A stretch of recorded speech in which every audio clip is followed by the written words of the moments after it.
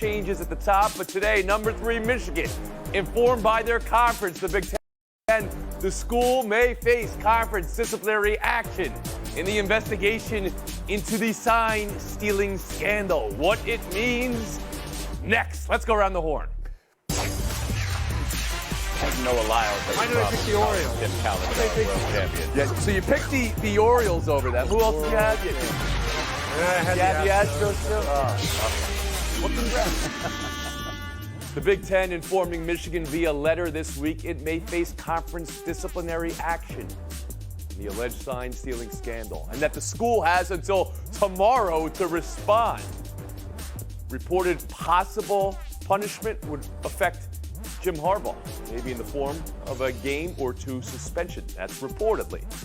Michigan AD Ward Manuel stayed back in Michigan, did not travel to today's playoff meeting in order to attend to the investigation. Last week, during the playoff show, the committee said the scandal is an NCAA issue, not a playoff committee issue.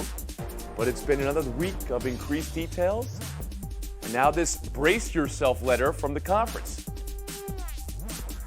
David Dennis Jr. around the horn to you. Do you trust the Big Ten to get to the bottom of this? No, because in general, I don't trust these governing bodies to handle these investigations or dole out punishment in really fair ways. History tells us that whether it's on the NCAA level or the Big Ten level itself, the issue with the Big Ten is they seem to be jumping the gun here. The NCAA is putting on their own investigation. And what we know is that the NCAA bylaws say that whatever happens under a coach, the coach is responsible for. The Big Ten bylaws do not say that. So whatever happens under a coach, Harbaugh is not necessarily responsible for. So what exactly would the Big Ten be punishing Harbaugh for? Seems like it makes more sense for them to wait, see what the actual investigation holds, and then handle their punishment. Now, who should really be getting in front of this is Michigan as a school and figuring out what to do with Harbaugh now, because they know what's been going on and they can talk about how all of these other teams are doing the same sign stealing stuff and how people stole signs from them, but it never rose to the level of what they're doing, which is using other personnel for this. So it's up to Michigan right now. If they want to handle this, they need to get in front of this and figure out what to do with this big Jim Harbaugh problem, what they've been doing. Reading this letter from the Big Ten, Israel Gutierrez, do you have confidence the conference can get this right and get to the bottom of it? Well, I have confidence that the conference is going to do what I believe the school would want to do, which is very much just point to Jim Harbaugh as the reason for everything, right? Have him be the guy who gets this punishment, because you have a year where you might make the playoff, you might actually win a national championship. And obviously Michigan doesn't want to do anything to keep that from happening this year. I would say the Big Ten doesn't want anything to harm that as well, one of its premier member institutions here. And so if you just put it on Jim Harbaugh and say, hey, maybe this school can do something without their coach for a couple of games, which would be wild, by the way, 2 suspensions for a potential national championship team. But if you put it on Jim Harbaugh and say, hey, he's the reason we're doing this, he's the guy who has to feel like he needs to cheat in order to win, don't put it on our players, don't ruin our season. I think that's where the Big Ten is pointing at, say, hey, this is what we're allowed to do, this is what we potentially will do. So if Michigan doesn't get ahead of it, or if the NCAA doesn't do this for us, that's where we want to place the blame, because they want to do everything possible to not put it on the kids this year and not leave this Michigan team high and dry. Frank Isola. Speaking of the kids, it's a very good teachable moment, as they say, for the students at Michigan, where the out-of-state tuition is off the charts. Because as a student, you will learn that if you cheat or you plagiarize, you're going to get in big trouble. But when there's a lot of money at stake, like there is in college football, well, now we're going to investigate. Maybe we'll suspend them. We don't know. What the Big Ten is worried about, there's a chance to get 2 teams in the playoff. That is a lot of money. Ideally, they would like Ohio State just to beat Michigan, and maybe that could take care of everything. But this is all about money, so what they really want is to get 2 teams in the playoff and hope everything comes out in February, March, or April, and we'll kick the can down the road. So then the answer to the question is you do not trust the conference here. Please. I think they know what happened. I just think that the punishment, they're going to hem and haw a little bit, let things play out on the football field before it plays out in the legal process. Tim Kalishaw. Yeah, I think the potential penalty is way too severe to trust a conference to do the right thing here. It bothers me a little when Bill Hancock says this is not a football playoff committee issue. It's for the NCAA and the Big Ten.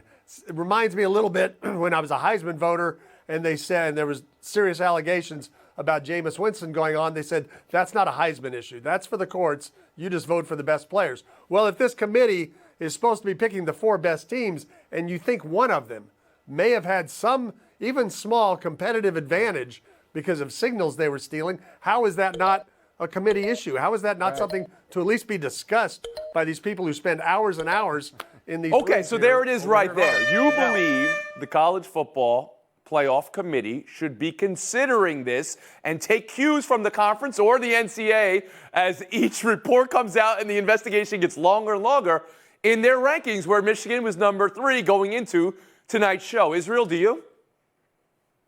I do. I think it's the only, frankly, fair punishment. It's sort of the eye for an eye thing. Oh, you felt like you needed to do this in order to get this advantage, in order to build this resume. Well, we're not going to look at your resume, and you're not going to make the college football playoff. And I think this is where you talk about punishing the student athletes, right? Did they choose to do this? Did they know that their coach was doing this? Probably not. So it's really hard to go ahead with that penalty. Isola.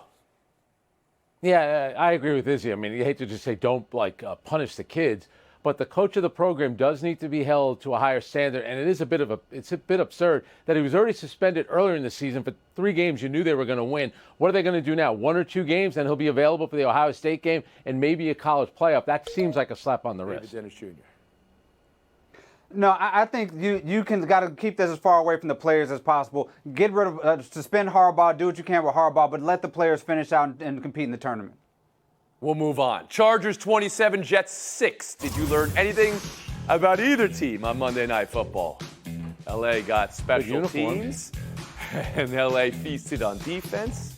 Offensively, Justin Herbert was hit a lot, was kind of meh for the game. The Jets are just mind-numbing offensively. Zach Wilson was the story last night, but the offensive highlight came in warm-ups. You're seeing it here. Aaron Rodgers was throwing the ball 50 yards and was telling Derwin James he'll be back in a few weeks. Tim, did you learn anything last night? I learned that I know there's going to be some talk about the Jets. We've been on them since Hard Knocks. But I learned something about the Chargers last night. They are capable of putting an opponent, a very good defensive opponent, a flawed, obviously, offensive opponent, but they are capable of putting a 4-4 team away and winning by 21 points and getting 8 sacks and doing it without Herbert having to be great. As you said, they didn't even have 200 yards total offense, but they didn't really need it because after that punt return and an early touchdown, they were in such dominant control of a road game. And we never see that from the Chargers. Every game is tough for the Chargers, and they let a lot of those games get away. This one, they actually showed that they're going to be a playoff team, which they are, and they're going to, at some point, at least the Chiefs are going to feel their hot breath on their neck. That I'm not saying they're going to catch them. They're going to know they're there. But you saw enough to say that was a playoff team. We saw that because they're not a playoff team right now. They're on the outside looking in, and they're looking at some teams that may not be able to catch. Frank Isola, how about you? They're better than a bunch of those teams. Yeah, for me, it was another dull game with subpar quarterback play. That's when you see Aaron Rodgers out there. And Aaron Rodgers knows when he steps on the field and he's throwing long passes, everyone's going to talk about it. There has to be a reason for this. I do think, it seemed like a little wink, I'll be back in a couple of weeks, but maybe there's something to it. Maybe he eventually is going to come back. The key will be, can the Jets stay competitive enough and have a legitimate chance to be a playoff team if Aaron Rodgers does, in fact, come back to the line? All right, so last night was still about Aaron Rodgers to Frank Isola. Israel, was it to you? Exciting. What I learned about the Chargers is they are capable of playing the games on their schedule. Last week they had the Bears, good win. This week they had the Jets, good win. That's all I learned about this team. What I also continuously learned, is that Aaron Rodgers cannot stay away from the spotlight. If you were to miraculously come back from this Achilles tear, it would be shocking if you just did it without a warning, right? If you just came back in week 13, it's just like, look at me, I'm ready to play. But this, like preparing people to come back for what? To a maybe 500 team that might have a chance to play. You look at Joe Burrow, what he had to do just to get back from a calf strain to look like himself. You're talking about a torn Achilles, and you're expecting Aaron Rodgers to go back. I'd rather believe that he didn't actually tear his Achilles and is coming back from something a lot less severe. Oh, now, okay. I was wondering if anybody was going to do this. There must be a doctor out there saying, please, Aaron, so stop doing now you this. are theorizing in a conspiratorial way. Are you not, Israel? Why not? Aaron Why does not? it. Okay, well, then that makes... Okay, please, go ahead. David Dennis Jr. On last night's football game, can we talk about the two teams who were playing in the game, please? You remember a few weeks ago when Zach Wilson had those like 2 great drives against the Chiefs, and we were like, he's turned the corner, and Nathaniel Hackett has an offensive game plan for him, and everything seems to be working out for them. 3 touchdowns in the last 4 games from that offense. Zach Wilson has lost 4 fumbles in the last 2 games, and last night they played against the worst pass defense in the league. This is about offensive ineptitude at a historic level, and that organization not finding something to replace the loss of Aaron Rodgers. And what makes it worse is that defense is still great. Less than 200 yards allowed, 5+ sacks, and no plays allowed of more than 25 yards, and they still lost by 20 points. That has never happened in NFL history. They are doing Is it that right? to that defense with this terrible offense. Never in NFL history? You see, that is how you make an argument. You don't bring. I might have to make it a banned phrase, the name of a certain quarterback who's not happening to be playing in the NFL at the moment. Oh, please. Where was Dallas the Shaw, defense against 11. the Cowboys and the Chiefs? That David great Dennis Jr., 15. Gutierrez, 9. Isola also appearing on Around the Horn. Spire still next.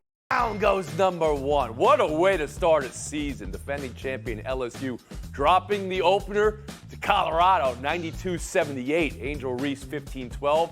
Hallie Van Lith, Tiger debut, 14-7. But no defensive answer for Frida Foreman and Aronette Vonleh. And Kim Mulkey was not happy after the game. What I don't live with is just guts and fight and physical play. And just you got that dog in you. And I just didn't think we had that tonight. Chicken Little said the sun will come out tomorrow, didn't he? You know, the sky's not falling. Tim, what does game 1 mean for LSU in college basketball? Not sure about the Chicken Little neither, interpretation, yeah. but I do like that she also said, when she was asked about her locker room or problems, she said the problem with our locker room is Colorado is a very good basketball team. That's a team that beat Stanford 2 years ago when they were number 1. The guards, Frida Foreman, Jalen Sherrod are still there. They beat them up last night, went to the Sweet 16 last year. That's a good team. David Dennis Jr.?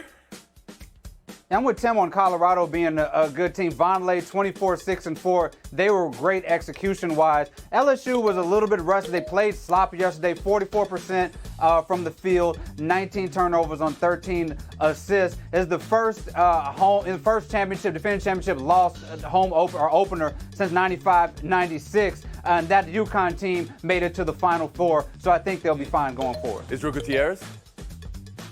I'd call it almost a scheduled loss because you're talking about a good Colorado team with very experienced guards coming in, and you're playing without Alexis Morris, who graduated and was your point guard last year, was your floor general last year. So I would say, maybe as Chicken Little always says, don't blame your players after just the first one. Oh, okay. All right. And Frank Isola. I love. They used to play the game in Springfield. Now it's in Vegas. Maybe Naismith used to vacation there. That's why they moved it. Everyone talks about LSU. You didn't mention Angel Reese. I think the coach is calling out her best player. And let's think about this now. She's been the toast of the town. She's been everywhere. She's had a great offseason. But maybe this is the downside to NIL, making all that money. When I was in college, I had $20 in my pocket on a Friday. Okay, this is not about you. She's Wait a making second. thousands. Wait. It could have an impact. Everything has an impact. We can understand that, but this doesn't have to be a But referendum. it's the first time we've seen this, though. It's the first time we've seen it. Double-double, And it's hard to 15-12. repeat. These are the numbers so that she she's puts speaking up. to the intensity and the fight. Yes. I think they'll be okay. The idea of a championship hangover can apply to any and all teams. The idea that you're bringing up somebody's wallet at this moment, Frank, is getting a mute. We'll move on. Knicks 111, Clippers 97. James Harden's LA debut said it felt weird without any preseason or training camp with the team, and that he was just winging it. He had 17 and 6, but was a minus 18 for the game. The whole team fell flat in the fourth as they caught an L from New York. Frank, what do you buy? What do you sell from the Harden debut? Yeah, Joel Embiid and Tyrese Maxey look really good without the so-called system. He took the fewest shots among Kawhi, Paul George, and Russell Westbrook. Let's see how that plays out a couple of weeks from now, 40 games into the season, because he's going to go back to his usual ways, pounding the life out of that basket. I got to give you credit, Frank, because you bring it in every answer no matter what. But you started on the Philadelphia 76ers. If we could just talk about the Clippers, Israel Gutierrez, please. Sure. I mean, look, I thought Paul George looked out of sorts, and James Harden can go out there and wing, and he can do that at any given time with any team and look pretty decent. But when you talk about him handling the ball more, is that going to get Paul George more in a rhythm? Is that going to get Kawhi Leonard more in a rhythm? I don't know if this is the exact perfect fit for him unless he's willing to play the absolute role of point guard, distributor, and nothing else. David Dennis Jr. on the Harden debut with Clippers. Oh, first I want to talk about the Harden quote and not being unused to not having practice time and play with teams. Whose fault is that? You keep demanding trades and you keep getting moving around players. You don't get time to practice. Now, on the good side for them is that, he will start to handle that ball more. And I disagree about what that means. They ran 19 pick and rolls last night. They scored 23 points on those. When he starts to handle the ball more, I think that'll actually be good for that Clippers offense. That's what you're waiting to see. And Tim Kalishaw on the debut last night? I just like that Steve Ballmer has built a perfect team for load management regular season. 2 former superstars can take a night off, and 2 more former superstars can keep playing. None of them are anywhere near their prime. They won't do anything in the playoffs, but they'll manage to get through the season okay. Managed to get through the season, but you don't believe this is the type of team that can win in the postseason? No, I do not. Nobody does. We'll move on. Buy or sell 3, the Craig Counsell sweepstakes. Everybody's seeking counsel. Milwaukee had him, loved him, but then maybe he'd go to the Mets. No, Cubs offering double what Milwaukee was offering. And then the Cubs moving on from David Ross and hiring Counsell at $8 million a year, highest paid in the sport by nearly double. Brewers and their community now need a new manager. Milwaukee Journal Sentinel found images of local Craig Counsell named parks being graffitied. Tim, what do you buy? What do you sell from all this? I know Counsell gave the Rangers fits in the World Series. Wait, he's never been to a World Series. I'm sorry, that's the wrong guy. I don't know what the big derby was for with this guy. I know he's a good manager, but everybody wanting him, the Mets have to have him, the Cubs make him the highest paid manager ever. It's a little extreme. David Dennis Jr.? I think it's a good move for the Cubs who, upgraded the manager position. They have a good farm league that he can sort of cultivate. The problem here is how they did it. You don't do a press release announcing that you're firing somebody and hiring somebody in the same release. You don't post on Instagram that you're breaking up with your partner and you have a new girlfriend at the same one. You figure some way out to make it look better for all parties involved. Gutierrez? Yeah, this is where I'm landing, just sort of feeling bad for David Ross here. I mean, the former Cub, the beloved former Cub, they called him Grandpa Ross, even though he's only 46, by the way, not a grandpa's age. But yeah, you turn around and all of a sudden they're paying some guy double to replace you. Doesn't feel good. And Frank Isola. Craig Counsell is a terrific manager. He has got a good agent. He had 3 teams negotiating, but as David said, bad look for the Cubs there, the way they handle it. That does not look good at all. You want to talk about how much he's making since you're in everybody's finances? Moneybags, Isola. Well, when you're 19 years old and you're making a lot of money, that's hard. It's not easy. David Dennis Jr., Tim Kalishaw. Showdown next. Generously. Dennis, good luck in Showdown. More from college basketball's opening day. South Carolina 100, Notre Dame 71. Harris saw the most dominating performance day and didn't have the highlight of opening day. Malaysia Fulwiley, coast-to-coast layup. Tim, what's the best part? Man, the whole thing, you got to watch it about 3 times. It's so fast. Reminds me of a shot I used to try and horse. Didn't usually end well. She seems to have perfected it. Well, that's got to be about you. All right. Degree. David Dennis Jr.? The best part of this is that might not have even been the best play from her that game. The no-look pass under the basket a few minutes later after the hezzy was phenomenal. This is a human highlight film in the sport that we haven't seen in a long time. Right. We just talked about LSU, South Carolina. Do they rebuild? No, they just reload. That's just all they do. David Dennis Jr., 30 seconds of FaceTime. One question? We are 8 games into the NBA season, and I'm calling it. Fellow Davidson alum, Wardell Stephen Curry, MVP, 47 threes made. Nobody has made more than 30 this season. Led the team in scoring first 8 games of the season. The oldest player to do that, first player over 35 to do that. Wardell Stephen Curry, lock it in, MVP this season. November 7th is when we're doing this already, David? Jokic. November Yes, 7th? indeed. Oh, Yes, my indeed. goodness. What are we even doing here? Frank Isola, your points per show has gone down now because of today's negative number. But now that we're paying per point on this show, we want to talk about how much everybody's making in the world. You had a negative day, you have to actually give money back to the mute button. That's today. fine. Yeah? I'm just glad the college basketball season started in Paris. Keep that tradition alive. That's a good one. You are unbelievable doing hater. here? Ah, Not a bad see you guys place to tomorrow. start.